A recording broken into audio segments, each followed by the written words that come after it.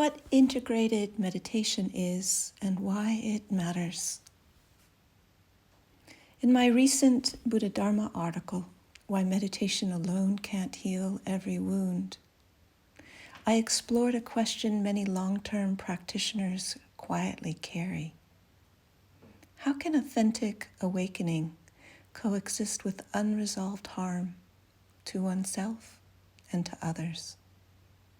In a more personal way, I took this question further in a recent 16-minute talk where I shared parts of my own story. 28 years as a Buddhist nun, decades of intensive meditation, and long stretches of life where for months at a time I lost the will to live. Not because meditation failed, but because meditation alone was not designed to heal everything that was asking for care. What emerged from that inquiry and from lived necessity was what I have dubbed the Integrated Meditation Program, IMP. IMP works. Here's how and why it matters. Awakening is not the same as wholeness. Meditation cultivates awareness inside and the freedom from identification. These capacities are real and precious. But meditation does not automatically resolve trauma held in the nervous system, attachment patterns formed in early relationship, narcissistic wounding, the painful sense of deficiency that arises when we lose contact with our essential being. In my own life, meditation brought genuine realization, and still something essential remained unhealed. It's not due to a failure of the Dharma, but a mismatch of tools. We often assume that if we practice deeply enough, that which hurts will eventually dissolve. But for many people, that assumption leads not to freedom, but to quiet despair, self-blame, or prolonged suffering. What actually needs healing? Looking back at my own experience, I see that 3 domains require different kinds of support. Trauma. When shock or overwhelm flooded my system, meditation was not accessible. I would go into freeze, becoming numb and immobile, as if life itself had suddenly pulled back. Awareness alone could not regulate a nervous system caught in survival. Attachment wounding. When community fractured and belonging was lost, I felt as though I had been cast out into outer space with no mothership to return to. I could not reliably locate myself internally. Insight did not replace the need for safety, attunement, and being met where I was, in relationship. A deeper emptiness. Beneath both trauma and attachment wounding was something more subtle and more frightening, an excruciating sense of deficiency, not because something was wrong with me, but because something essential had been left behind. As A.H. Almas describes, ordinary narcissism is not a disorder. It arises from an impossible early choice. To survive, we must maintain connection with those who care for us. When that connection requires abandoning our deeper source, our own immediacy of being, we comply, we survive, and in doing so, we leave something fundamental behind.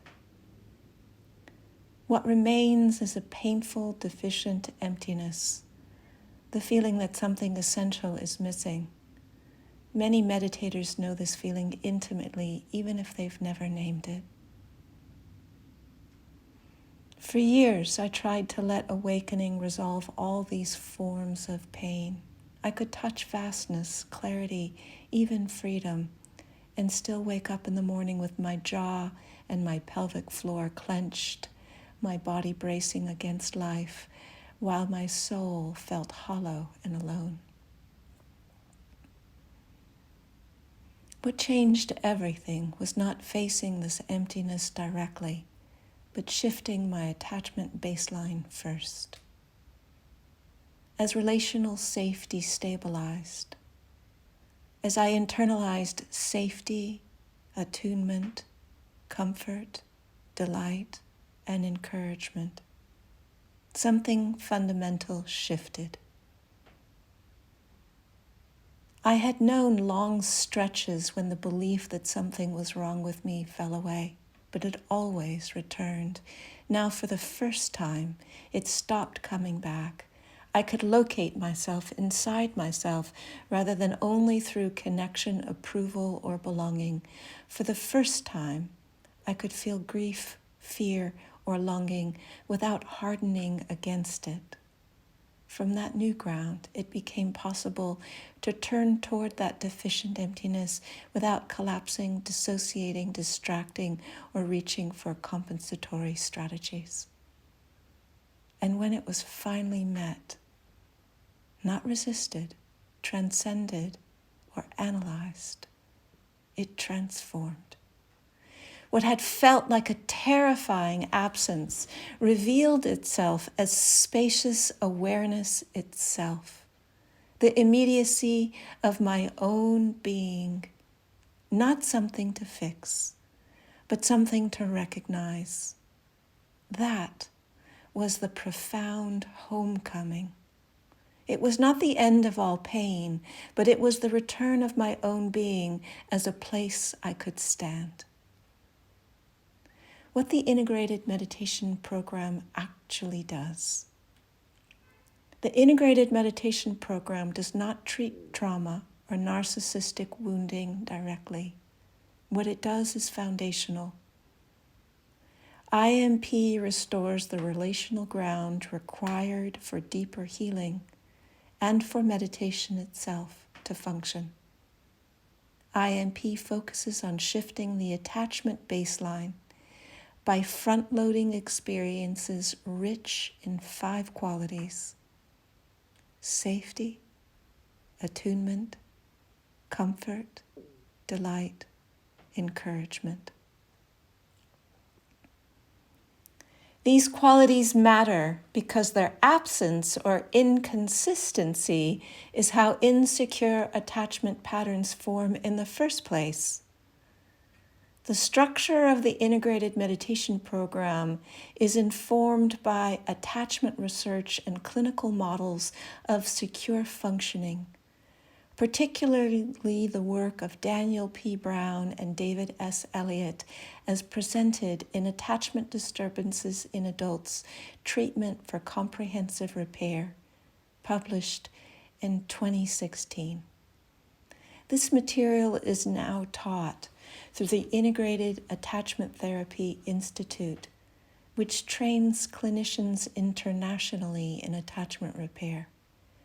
Those 5 qualities that IMP emphasizes, safety, attunement, comfort, delight, and encouragement, are drawn directly from this body of work, as are the 3 interlocking pillars of the IMP program.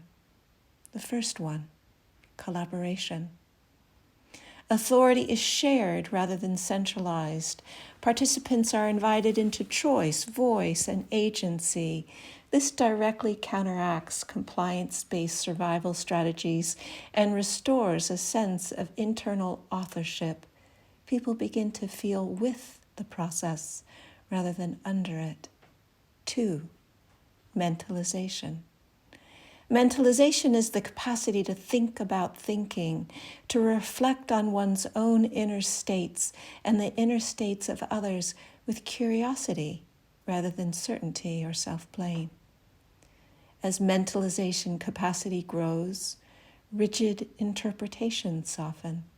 More choices become visible. People can distinguish between past conditioning from present reality. This alone reduces reactivity and increases resilience. The third is ideal parent figure. IMP uses imagination skillfully to enhance access to relational experience. Through ideal parent figure or ideal support figure imagery, participants cultivate felt experiences of being safe, met where they are, comforted, delighted in, encouraged. Over time, these experiences become richer, more accessible, and more reliable. Together, the 3 pillars and 5 qualities support neuroplasticity in the nervous system.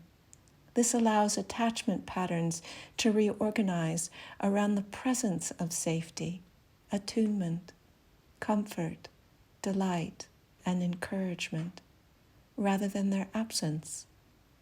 From that new ground, meditation can deepen, not through effort, but because the system finally releases what was preventing it from accurately tracking what is happening and staying present.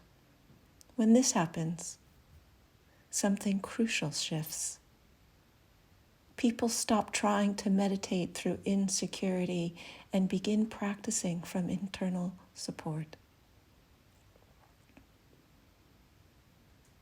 According to research by Kathy Kane and Stephen Terrell in Nurturing Resilience, Helping Clients Move Forward from Developmental Trauma, North Atlantic Books in 2018, dysregulated attachment patterns impact interoception, our ability to accurately feel and interpret what's happening in our bodies. When nervous systems are organized around threat detection, people become extra alert to signals of danger, while missing neutral or positive feelings, and many appear calm while actually being anxious, what Kane and Terrell call a faux window of tolerance. Emerging evidence from our own program evaluation supports this pattern. In our Cohort 1 evaluation, a mixed quantitative and qualitative assessment of the first IMP cohort, 73% of participants showed a significant increase in mindfulness scores, including many people who had decades of meditation experience. This suggests that when attachment patterns begin to repair, moment-to-moment tracking becomes more accurate and stable. In other words, meditation doesn't deepen because the technique changes. It deepens because the foundation from which people practice has shifted. For more details on the design, methods, and findings of the IMP evaluation, see awakeningtruth.org/blog/IMP-research-blog/. Attachment repair does not resolve trauma or this deeper existential wound directly, but it provides the relational and nervous system capacity required for that doorway to be faced and crossed. IMP is not designed to replace psychotherapy, and it does not provide trauma treatment. Participants are asked to work with a therapist or other qualified clinical support to manage trauma activation or states outside the window of tolerance, should these arise, so the relational and contemplative work of the program can remain safe and appropriate. Just as important, IMP is held in a relational structure that does not end when formal sessions end. Alongside guiding teaching, participants practice being in mutual, non-hierarchical relationship with one another, learning how to stay present, speak honestly, and receive attuned, non-judgmental witness without collapse, self-erasure, or dominance. For many, this experience of being seen and held in awareness, without fixing, interpreting, or being managed, open forms of insight that are not available in isolation. It creates a lived sense of safety and recognition from which belonging naturally arises. In many cases, these peer relationships continue well beyond the formal container of the program, becoming ongoing sources of support and clarity. Why this matters now? As Lions Roar and others have reported, spiritual abuse and institutional harm are not rare exceptions. They are systemic patterns. What is less often addressed is what comes after people leave.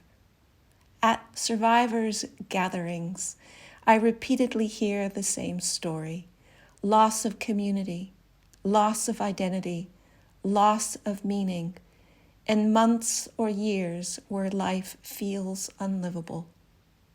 Understanding what happened helps, but understanding does not heal the nervous system or restore a sense of home. And this need goes far beyond survivors of spiritual abuse. Trauma is widespread. Large studies show that most adults have lived through at least one significant childhood adversity that left a mark on the nervous system. Alongside trauma is another quieter layer of suffering that A.H. Almas describes as nearly universal: narcissistic wounding, a developmental loss of contact with our essential being that arises in early relationship. This is not a disorder.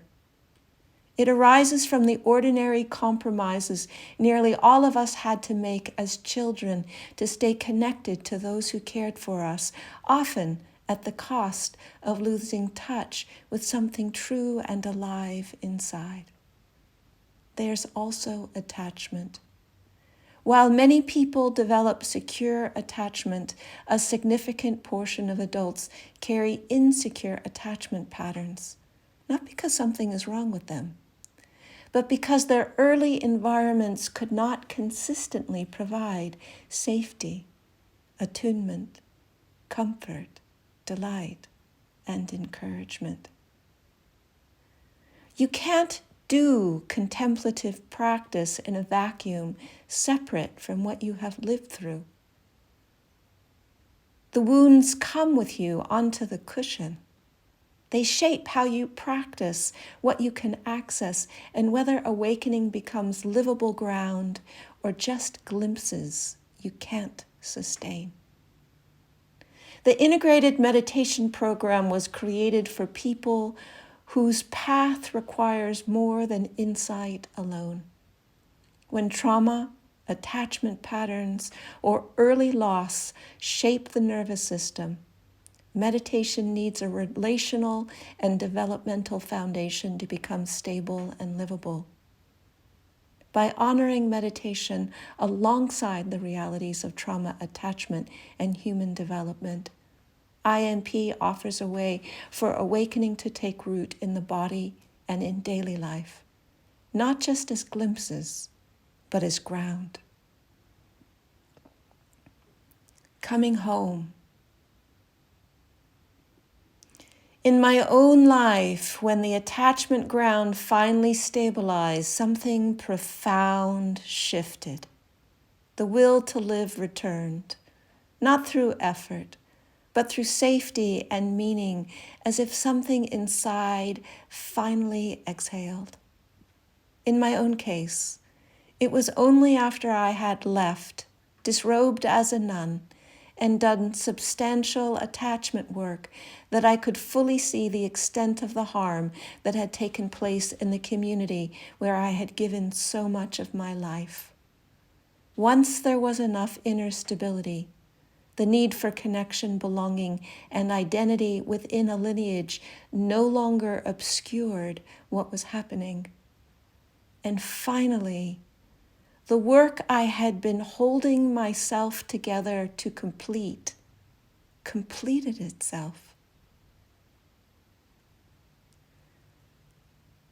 IMP was created to support others in this return. It's not a replacement for the Dharma. IMP focuses on what most contemplative paths do not explicitly address: attachment repair. By establishing relational safety and security, it creates the foundation needed to address trauma and narcissistic wounding. When attachment stabilizes, the deeper work becomes possible, and awakening can shift from glimpse to ground.